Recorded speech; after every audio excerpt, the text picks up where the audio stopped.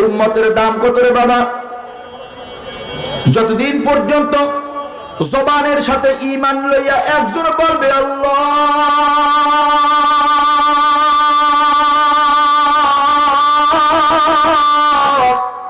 আল্লাহ আসমানের জায়গায় আসমান রাখবে, জমিনের জায়গায় জমিন রাখবে, চন্দ্র ঠিকভাবে উঠবে, বাতাস ঠিকভাবে বইবে।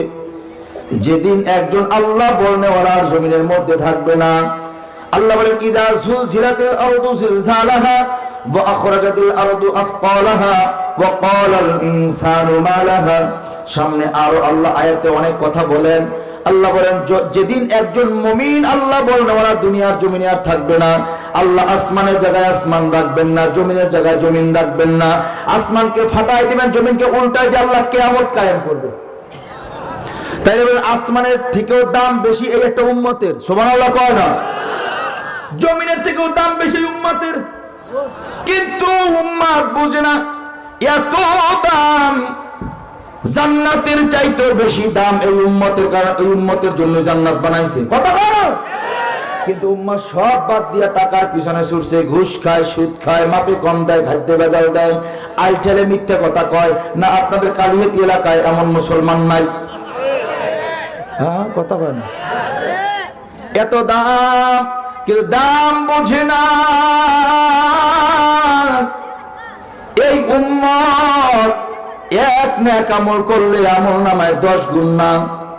এবার হাবিবে কিবরিয়া কয় এটা তো আগের কিতাবের মধ্যে ফজাইল বর্ণনা হয়েছে, কিন্তু আল্লাহ আমার মাধ্যমে আমার উম্মতরে যে সুসংবাদ জানাইছে, মাঝে মাঝে আমার উম্মত যদি একটা নেক আমল করে, একটা নেক আমলের দ্বিগুণ না, 4 গুণ না, 10 গুণ না, 100 গুণ না, আল্লাহ মাঝে মাঝে 1 রাকাত নামাজে 2 লক্ষ রাকাতের নেকি দান করবে।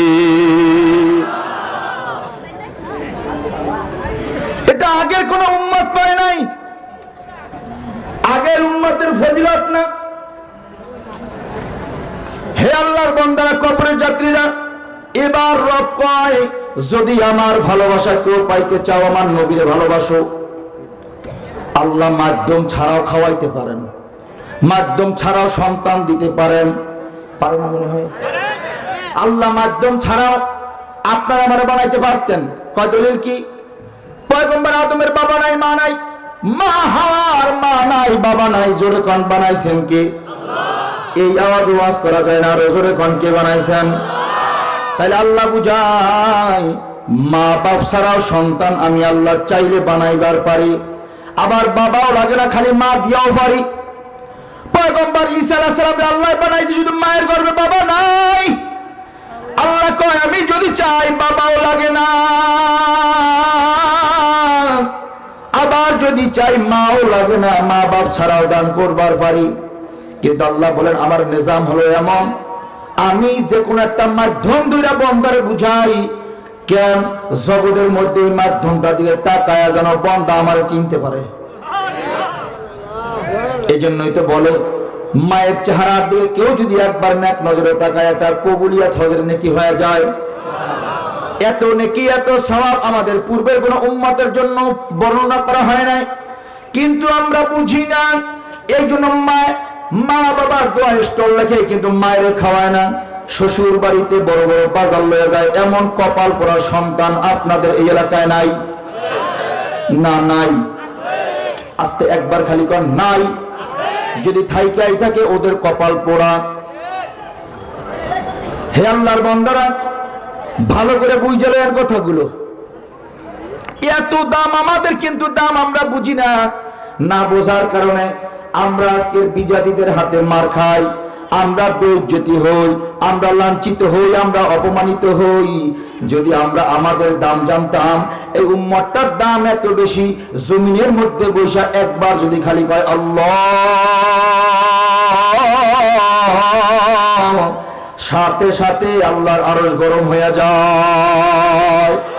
এ জবানের পাওয়ার, কিন্তু আমগো জবানের পাওয়ার নাই। কেন? এই জবান দিয়ে বিড়ি খাই, এই জবান দিয়ে সিগারেট খাই, মিথ্যা কথা বলি, গাঞ্জা খাই, মদ খাই, বাবা খাই, কথা কয় না? এই জন্য আমি প্রায় বয়ানে বলি, হিন্দুরা কিছু কিছু ব্যাপারে খুব শেয়ানা, খুব শেয়ানা ওরা। কারণ জানে জগতের মধ্যে দামি হলো মা, মায়ের ছেলে দামি আর নাই। মায়ের চাইতে এত দামি সম্পদ জগতের মধ্যে দ্বিতীয় আর নাই। এই জন্য তো এক কবি, এক গায়ক তার ভাষায় লেখছিল, কাটিয়া গায়ের চাম, যদি গায়ের চামড়া দিয়া মায়ের জুতাও যদি বানায় দেওয়া হয়, মায়ের এক ফোঁটা দুধের ঋণ কোনোদিন শোধ হয় না। এজন্য কবি বলে, মায়ের এক ফোঁটা দুধের দাম, কাটিয়া গায়ের চাম, পাপড় বানাইলেও ঋণের শোধ হবে না, এর নাম জগতে মা। এই জন্য হিন্দুরা শেয়ানা, মা সব থেকে দামি।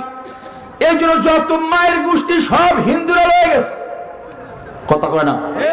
শীতলা মা, কালী মা, দুর্গা মা, সরস্বতী মা, কথা কয় না? যত মায়ের গোষ্ঠী সব হিন্দুরা লয়ে গেছে, বাপের গোষ্ঠী সব মুসলমানের মাথার উপরে থইয়া দিছে। সালা বাবা, তালা বাবা, কালা বাবা, শালু বাবা, কথা কয় না? আগের বাবা, পরের বাবা, গাজা বাবা, খাজা বাবা, সর্বশেষ বাইরে এসে ল্যাংডা বাবা। আছে না নাই? এই ল্যাংডা ফিরের মুরিদ আপনাদের এলাকায় তো আর নাই, এগুলাও আছে। তাহলে সব মায়ের গোষ্ঠী লয়ে গেল, বাবার গোষ্ঠী সব মুসলমানের মাথার উপর ধোয়া দিল। এবার বেরোছে আগের বাবা, পরের বাবা, মাইজে বাবা, হাইজে বাবা, তালা বাবা, সালা বাবা, কাজা বাবা, এরপর শালু বাবা, কালু বাবা, ল্যাংড়া বাবা, সর্বশেষ দিয়া দিল ইয়া বাবা। কথা কয় না? সময় কম, কথা না কইলে কেমনে বুঝে? সর্বশেষ কি বেরিয়েছে? ইয়া বাবা। খাইয়া বাসায় এসে দরজায় নক করছে, আব্বা দরজা খুলছে তো সালাম আলাইকুম দেখা, আসসালাম আলাইকুম বেয়াই কেমন আছেন? বাহিরে বেয়াই কয়, এমন কপাল করা সন্তান নামক শয়তান আছে না নাই? আরো আস্তে করে কোন, আস্তে করে কোন, আছে না নাই? যদি নবীর আদর্শ মানতো জীবনেও এটা হইতো না। নবীর আদর্শ মাইনা যদি চলতো, ও কোনদিন বাবা মার সঙ্গে বেয়াদবি করতো না। এই জন্য রব কয়, আমি মাধ্যম ছাড়াও পারি, কিন্তু মাধ্যম দিলাম কেন? তোমরা জানো আমি রবের কদর আরো বেশি বোঝো। এই জন্য আল্লাহ কয়, যদি আমার মহব্বত পেতে চাও, আমার নবীরে মহব্বত করো। আমার নবীরে মহব্বত করলে আমি আল্লাহর মহব্বত তুমি পাওয়া যাইবা। এবার কোন মাধ্যম হলো নবী, কথা কয় না? মাধ্যম কে? আরো জোরে কন না। মাধ্যম নবী। এই জন্য সাহাবীরা কথাটা বুঝছিল ভালো কইরা। এই জন্য নবী থু থু মাটিতে পড়তে দেয় না, তো উঠে সাইকে খাইয়ে ফেলাইছে। মহব্বত বুঝছিল তারা, এত মহব্বত। হে মা বোনেরা, মহব্বত বুঝছিল ওই জমানার মুমিনারা, যারা আবেদা, জাহেদা, কানেতা, মুমিনা, তারা বুঝছিল নবীর মহব্বত। নবী আমার জিহাদের ময়দানে রওনা করলেন। এক মহিলা আসছে, দুধের একটা বাচ্চা লইয়া, নবী আমার জিহাদের ময়দানে যান। ও নবী, আমার সন্তান ছিল জিহাদের ময়দানে শাহাদাত বরণ করছে। আমার ভাই নাই, ভাইও ছিল জিহাদের ময়দানে শাহাদাত বরণ করছে। আমার বাবা নাই, আমার বাবাও জিহাদের ময়দানে শাহাদাত বরণ করছে। নবী আমার স্বামীও নাই, স্বামীটাও জিহাদের ময়দানে শাহাদাত বরণ করছে। এ নবী আমার একমাত্র দুধের সন্তান, আমার কোলের বাচ্চা, এইটাই একমাত্র আমার কাছে আছে, আর কোনো কিছু নাই। ও নবী আমার সন্তানটা লয়া যান জিহাদের ময়দানে। নবী আমার কয়, এই সন্তান নিয়ে তোমার জিহাদের ময়দানে আমি কি করব? ও তো তীরও চালাইতে পারবো না, ধনুকও ধরবার পারবো না, ঢালও চালাইতে পারবো না, তলোয়ারও নিতে পারবো না, ঘোড়ার পৃষ্ঠে চইরা এটাকে নিয়ে সোয়ারিও হইতে পারবো না। তোমার সন্তানটা লয়া কি করুম? বুকের দুধ খাইতেছে, মাত্র 6 মাস, 8 মাস, 10 মাস বয়স, কি করব তোমার সন্তানটা লইয়া? মহিলাটা চোখের পানি ছাইরা কাঁদে আর কয়, নবী আমিও জানি আমার সন্তানটা তীর, ধনুক, ঢাল ব্যবহার করতে পারবে না, কিন্তু আমি এটাও জানি ও যদিও আপনার কোনো অস্ত্রের কাজে আসবে না, কিন্তু রাহমাতাল লিল আলামিন আমার পেয়ারা নবীর দিকে যখন কাফেররা তীর মারবে, আমার নবী জানো আমার সন্তানটারে ঢাল হিসেবে ব্যবহার করে। আমার সন্তানের গায়ের ভিতরে তীর বিদ্ধে আমার সন্তানের কলিজাটা ঝাঁঝরা হয়ে যাবে, এতে আমি মায়ের কলিজায় কোনো আঘাত লাগবে না, কিন্তু রহমাতাল লিল আলামিনের গায়ে যদি একটা ফুলের টোকাও লাগা যায় আমি কিন্তু সহ্য করতে পারবো না, কলিজা ফাইটা মইরা যাব। এ ছিল মুহাব্বত।